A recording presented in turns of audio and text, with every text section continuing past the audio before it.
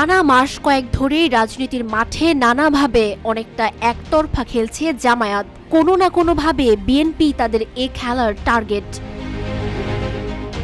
জামায়াতে আমির doctor Shafiqur Rahman সহ কেন্দ্রীয় নেতারা প্রতিদিনই কোনো না কোনো ইঙ্গিতবহ বক্তব্য দিচ্ছেন।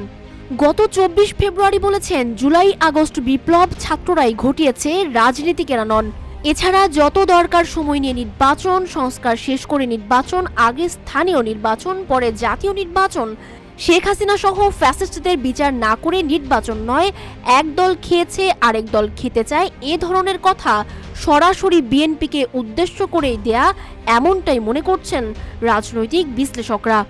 বৈষম্য বিরোধী ছাত্রদের দাবিও প্রায় একই রকম। এসব বক্তব্যের একটি ওজন ও বাজার দর রয়েছে, কিন্তু বিএনপির টপ টু বটম নেতাকর্মীদের জন্য তা সহ্য করা কঠিন। সময় যত গড়াবে বিএনপি তত বিপাকে পড়বে, পরিস্থিতি প্রতিকূল হবে, সেই ভাবনা থেকেই তাদের এই কৌশল।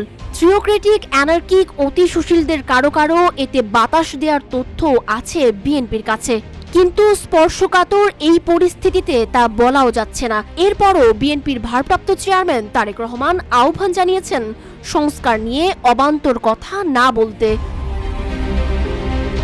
এদিকে দিন যত গড়াচ্ছে সরকারের জন্য সময় ততই খারাপ হয়ে উঠছে, কিন্তু সময় ভালো যাচ্ছে জামায়াতের।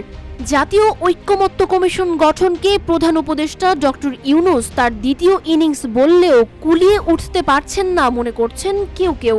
2014, 18, 24 নির্বাচনে দায়িত্ব পালনকারী ডিসি এসপিদের বরখাস্ত, শাস্তি ইত্যাদির মধ্য দিয়ে একদিকে ভীমরুলের চাকে ঢিল মেরেছেন, আরেকদিকে জেলা প্রশাসক সম্মেলনের মাধ্যমে স্থানীয় প্রশাসনকে একটি বার্তা দিয়েছেন, যাতে জেলা প্রশাসক ও বিভাগীয় কমিশনাররা কিছুটা ফুরফুরে হয়ে কাজে মনোযোগ দিয়েছেন। ছোলা চিনি সহ কিছু নিত্যপণ্যের দামে লাগাম টানা হয়েছে, খাদ্যপণ্যের আমদানি বেড়েছে, বন্দরগুলো দিয়ে সমানে মালামাল আসছে। এত সবের মাঝেও আইন শৃঙ্খলার চরম অবনতি ঘটেছে। রাজধানীতে সমানে চলছে ছিনতাই, ডাকাতি, চলন্ত বাসে ধর্ষণ সহ কিছু জঘন্য ঘটনাও ইতোমধ্যে সামাজিক মাধ্যমে সমালোচনার ঝড় তুলেছে। খুলনা প্রকৌশল এবং রাজশাহী বিশ্ববিদ্যালয় প্রাঙ্গণে অরাজকতা ভর করেছে। পাহাড়ি অঞ্চলও রাজনীতির উত্তাপ থেকে রেহাই পায়নি। রাঙামাটির সাজেকে মাইলের পর মাইল রহস্যজনক আগুনে পুড়ে ছাই হয়ে গেছে শতখানেক রিসোর্ট, কটেজ ও বসতঘর।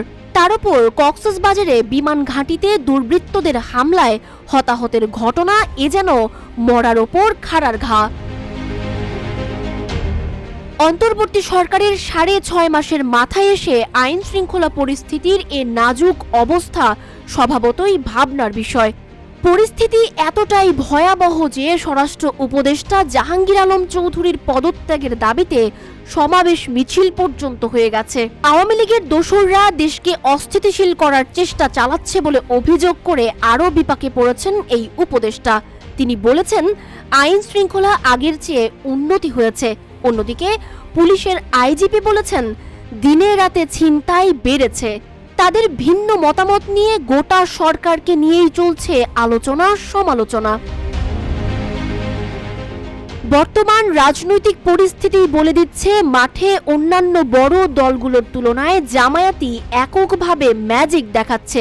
ফলে প্রশ্ন উঠছে, জামায়াত কি সরকার এবং বিরোধী দল উভয়কেই আরও বড় চ্যালেঞ্জের মুখে ফেলছে? যদি তাই হয়, তবে অন্যান্য রাজনৈতিক দল এবং সরকারেরই বা এই পরিস্থিতি মোকাবেলায় করণীয় কি হতে পারে?